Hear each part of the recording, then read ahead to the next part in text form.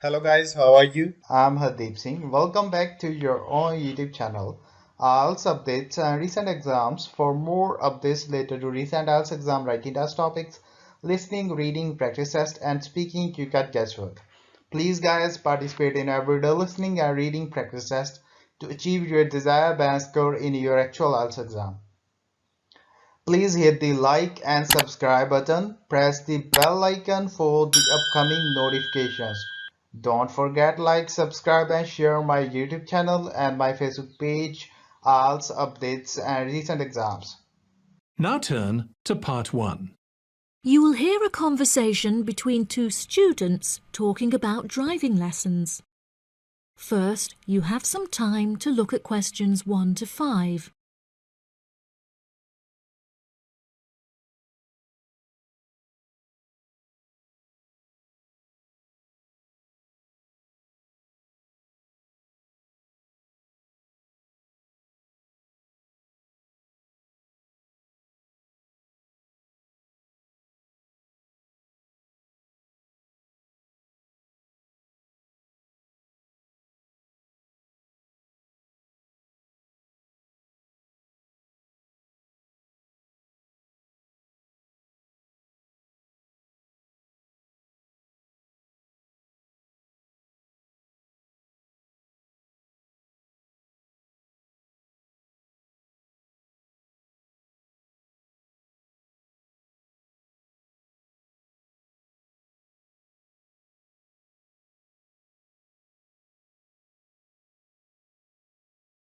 Now we shall begin.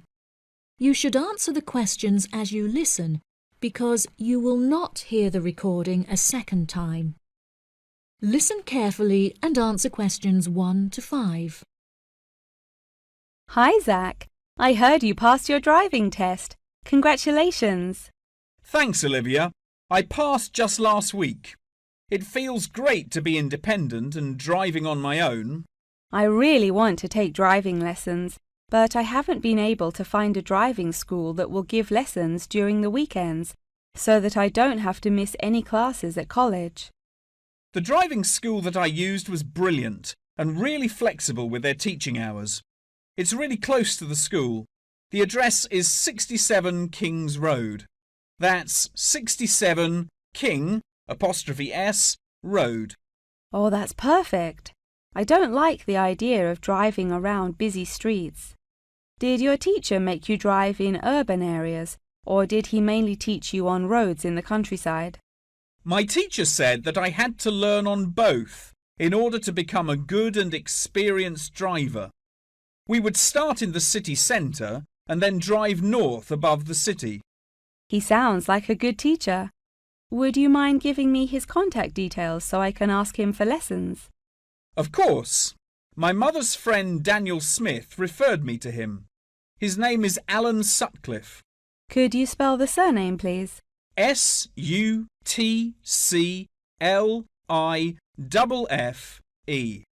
Thanks for helping me out. I'll give him a call tomorrow. I don't know if I should learn in a manual or automatic car. How do I decide? I wasn't sure which type of car to learn in either. In the end, I chose to learn in a manual car because once you've learnt how to drive manually, you can drive automatic as well. Most cars on the road are automatic nowadays. Okay, I think I'll learn with a manual car too then. Hopefully the teacher will be able to give me lessons in the evenings after school. It would be much better if you take the lessons during the day. It will be far easier for you to learn when there is enough daylight to clearly see everything going on around you. But you need to be an experienced driver to drive safely at night. How frustrating. I was hoping I wouldn't have to take lessons during the weekends. You're right though, safety comes first. Before you hear the rest of the conversation, you have some time to look at questions 6 to 10.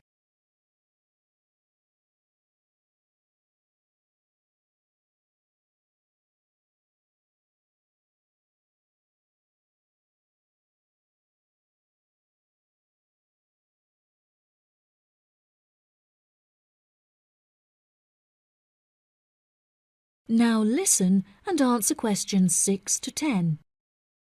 Speaking of safety, you should wait until summer to start learning. It's really difficult and dangerous to drive in the wind and rain as a learner, so you should definitely wait until the weather is sunny and dry. OK, that's perfect actually. It will give me some time to save up some money to pay for the lessons. Tell me about it. I had to work for months before I had enough money saved up. It was worth all the work when I finally got my driving licence, though. The whole process is so expensive. How much did it cost you in the end? Well, each half-hour lesson cost $30, and then the final test cost $50. In total, it cost me about $300. Gosh, it's pretty expensive. How did you find the test?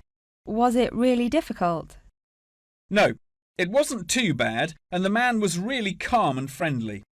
I knew that I would have to perform 2 parking manoeuvres during the test, so I practiced them a lot beforehand, and that really helped. The test used to last 40 minutes, but it changed a bit. For the first 20 minutes of the test, he gave me directions, and I had to just drive around, and then the last 10 minutes was for demonstrating the manoeuvres. So the test is 30 minutes in total. OK, great, I'll remember that. Do you have any more advice? It's really good to practice driving a lot outside of driving lessons as well. Whenever my parents were running errands on the weekends, I would offer to drive them. My driving teacher also told me to buy a notebook to write down everything that I've learnt in it, like a diary. Haha, that sounds boring, but I'll do it if it helps. I found it really useful.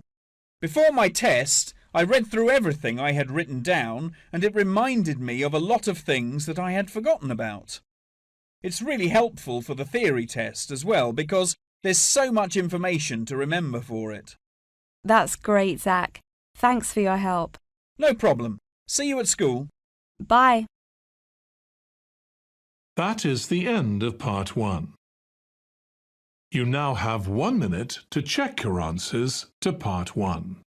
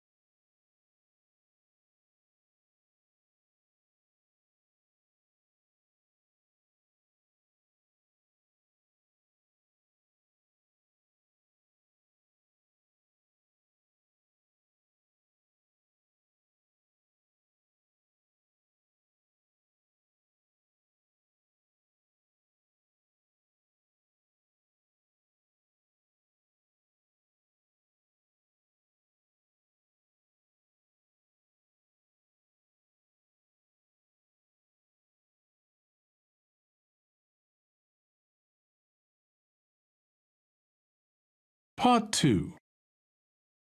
You will hear part of a talk about Mount Rushmore given by a tour guide. First, you have some time to look at questions 11 to 15.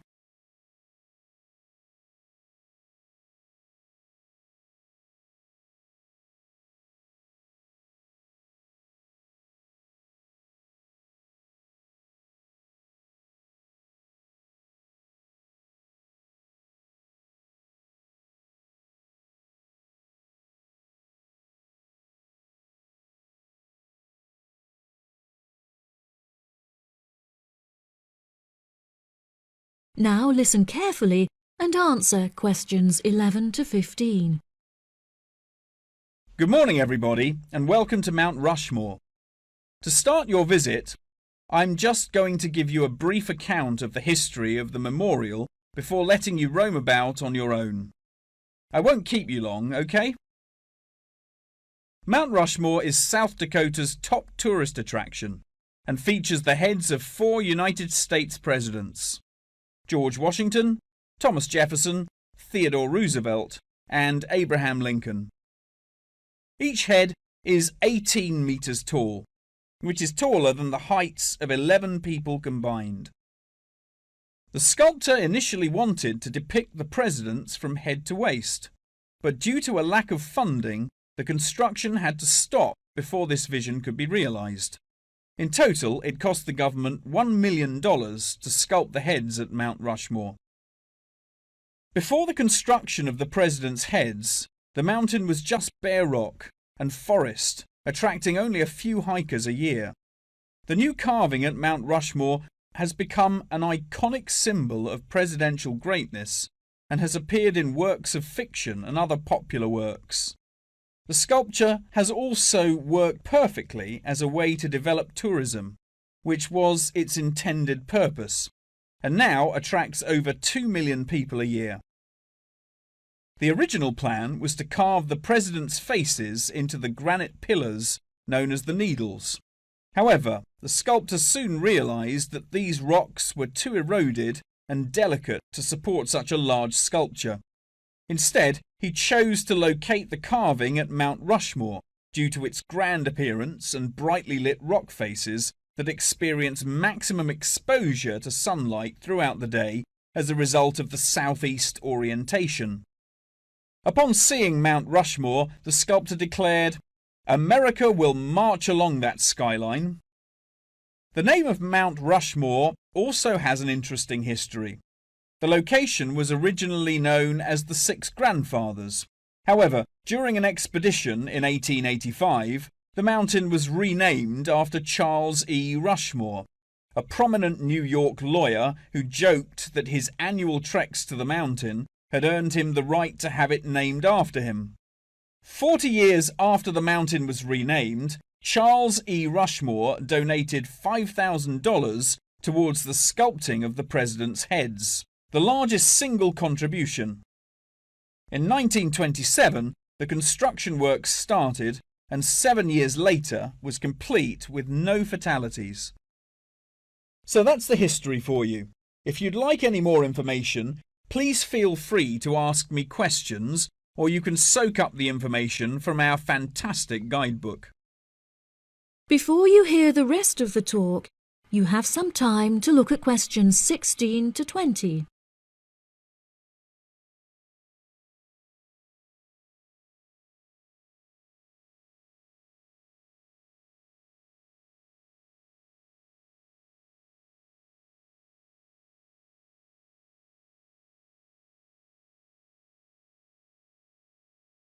Now listen and answer questions 16 to 20. Now I'm going to give you a plan of the site, and I'd just like to point out where everything is so that you can explore everything for yourself. We're currently standing at the entrance, which is marked with the arrow on the map. If you follow the trail up to our left, you will find the information centre. There's a great photo booth there where you can have your photograph taken with Mount Rushmore in the background for a fee of only $10. What a great souvenir!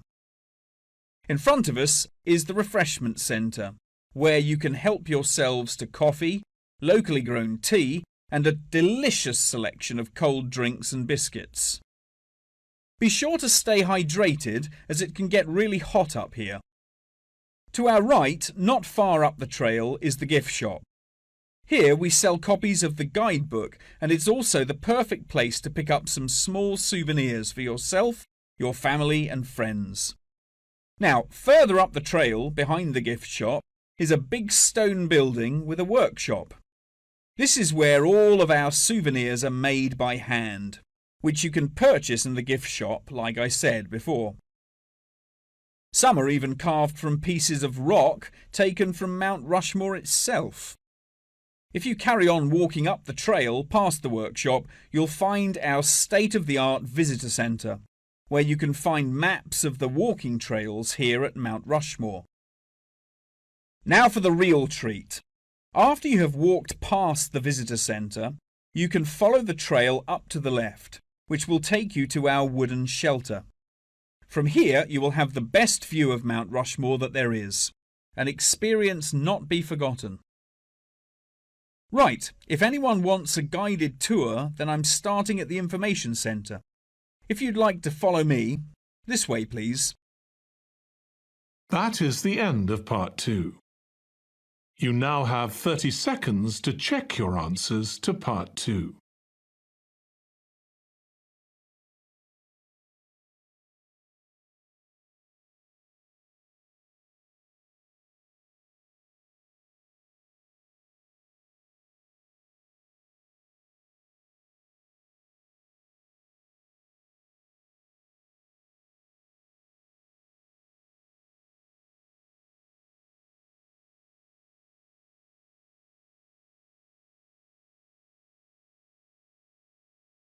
Part 3.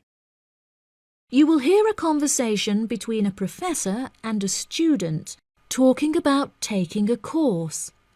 First, you have some time to look at questions 21 to 25.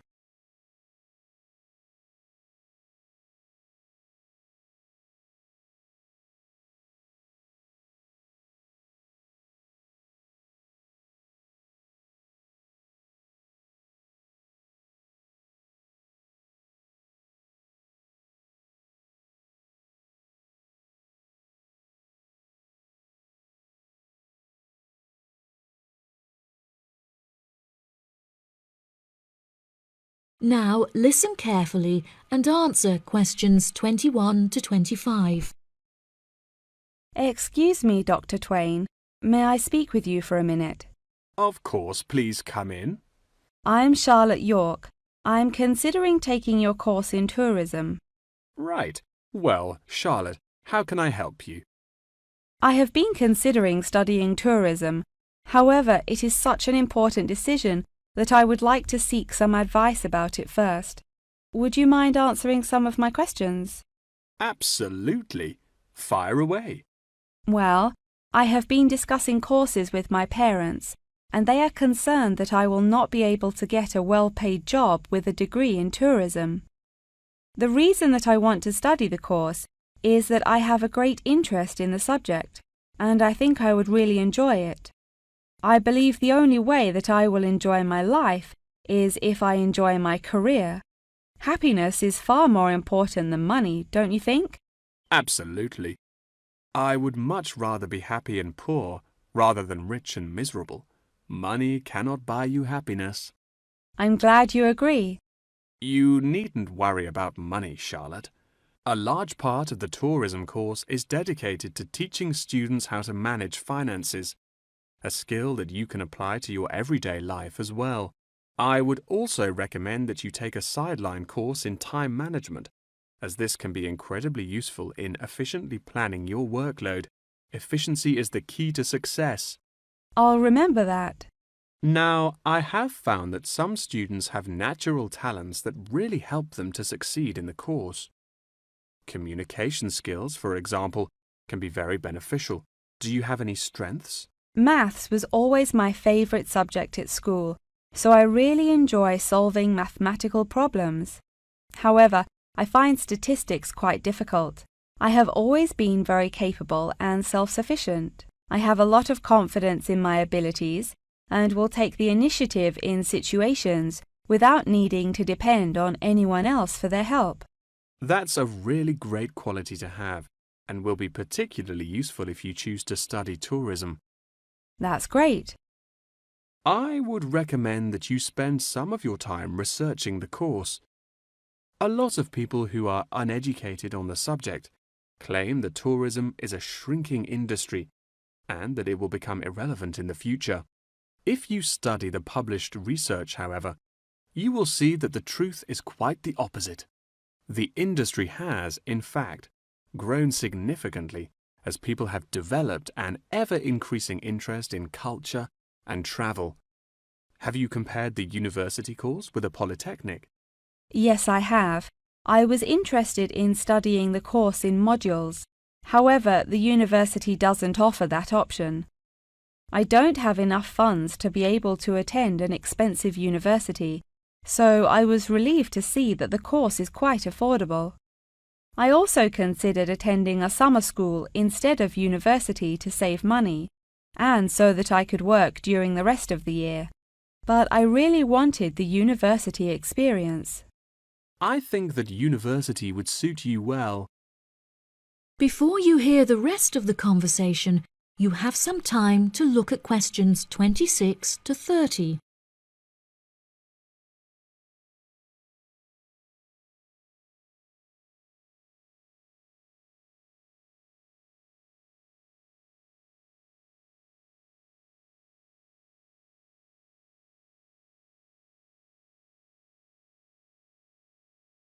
Now listen and answer questions 26 to 30.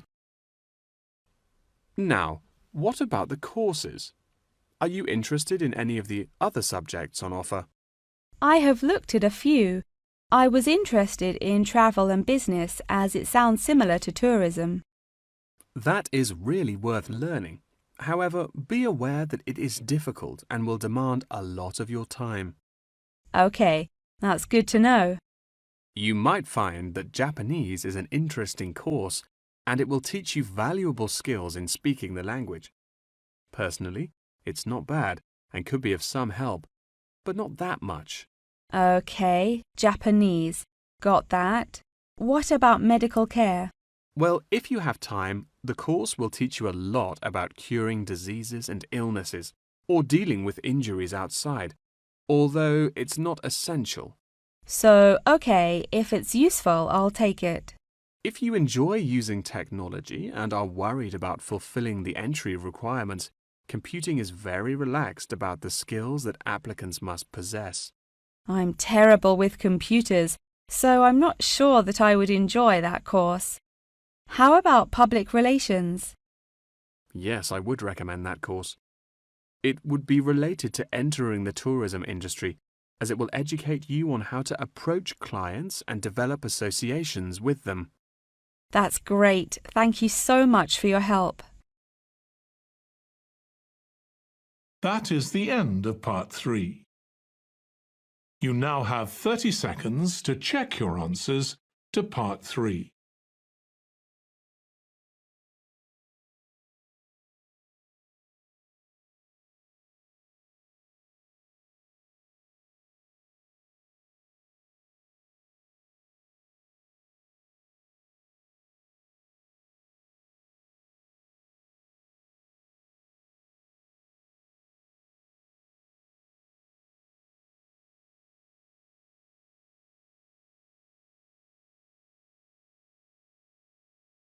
Part 4. You will hear a talk about the practice of company outsourcing. First, you have some time to look at questions 31 to 40.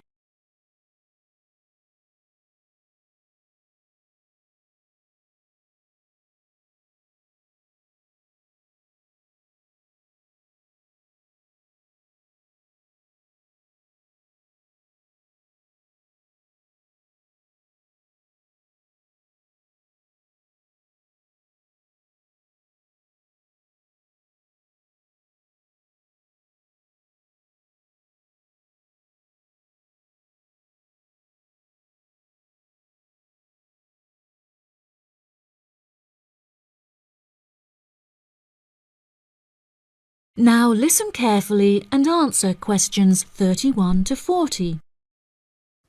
Welcome, class, to your very first lecture in this series on business in the modern world, conducted by myself, Dr. Toby Bennett. Today, we will be looking into the practice of company outsourcing, using TCP technologies as a case study. Now, for those of you who are unfamiliar with this practice, I will give you a summative definition.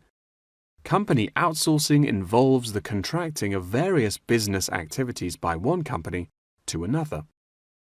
This practice will sometimes occur from a Western company to a party based in a third world country, the rationale being to make significant financial savings on lower international labour rates and to potentially increase quality. Now, our case study for today is TCP Technologies, a party located in India that receives outsourced tasks from Western companies. The manager of TCP Technologies is a man called Manjeet Khanna, who has personally developed a series of aims and philosophies by which the company is expected to operate. He claims that the most important of these philosophies is to create a workplace where each individual member has the opportunity to contribute their opinion to the operations of the company. That is to say that he found it important to develop a democratic environment. As a means of ensuring quality from every individual at TCP Technologies, a grading system has been developed that encourages an ethos of hard work and recognizes accomplishment. This grading of individuals is based upon a series of factors such as turnover, hours worked, and efficiency. Every month, Kana publishes the grades on an internal website, where staff can access not only their own grades, but also compare it to others. A spirit of playful competitiveness has developed through this method, which has resulted in increased efficiency and turnover across the company. Kana also saw it as essential to develop a culturally diverse group of employees as a means of presenting a multifaceted image that would appeal to a host of potential employees from across the globe.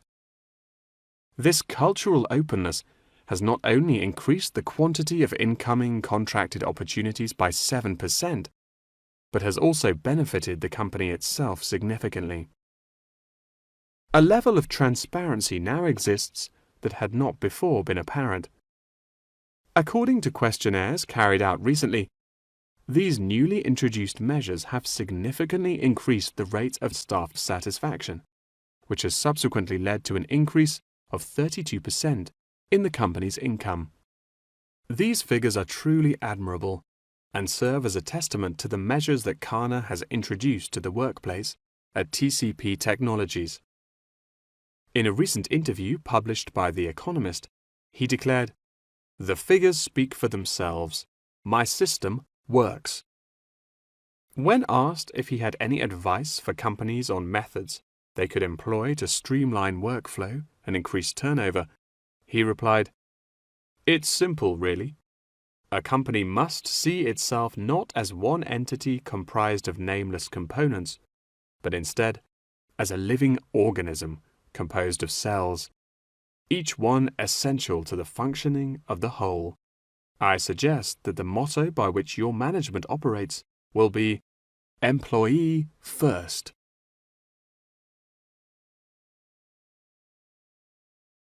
Many benefits have been reaped from the aforementioned changes in management style, such as a significant decrease in staff turnover. This improvement alone has solved many problems that had before stunted the growth of the company. A lot of these improvements came from the realization that the solution does not have to be produced internally, but can come from any other company. The grading system also immeasurably enhanced the dynamics of the company. The fact that this measuring system is solely produced for staff members and inaccessible by management means that it cannot be used as a judging criterion for promotion. It has proven itself a relaxed and informal means of stimulating workflow. When asked about specific features of his managing style, Kana mentioned that it is important for him to respond personally to any complaints filed by staff members. Having found the existing complaints process slow and ineffective, he introduced a new online system that created a direct line of communication between Kana and all employees of the company. The complaint form, dubbed by Kana as a ticket, eradicates the middleman, is easily accessible to all employees online, and has an interface that can be instinctively navigated. Any staff-related complaint, such as those relating to air conditioning and food quality, can be submitted directly to Kana via this online system. Entitlement to vacation is also a popular issue discussed through this forum. The main benefit of using this system is that staff must include their personal details on the ticket before they are able to submit it. In the past, anonymous complaints had been the root of much confusion and caused many wasted work hours, so the new system has put a ban on this form of complaint. That wraps up the lecture for today. Please remember that attendance is mandatory. That is the end of part 4. You would now have 10 minutes to transfer your answers to the answer sheet. So guys, don't forget like, subscribe and share my YouTube channel and my Facebook page, IELTS updates and recent exams. For more updates related to recent IELTS exam writing test topics, listening, reading, practice test and speaking, you cut guesswork. Please guys, participate in everyday new IELTS listening and reading practice tests to achieve your desired band score in your actual IELTS exam. For more IELTS material, visit my official website www.ieltsupdatesandrecentexams.com. The link is given below in the description. If you need PDF files of latest IELTS material, then please join my Telegram channel. So guys, please write your score below the comment section. Again, thanks for listening. God bless you all guys. Stay tuned, stay safe.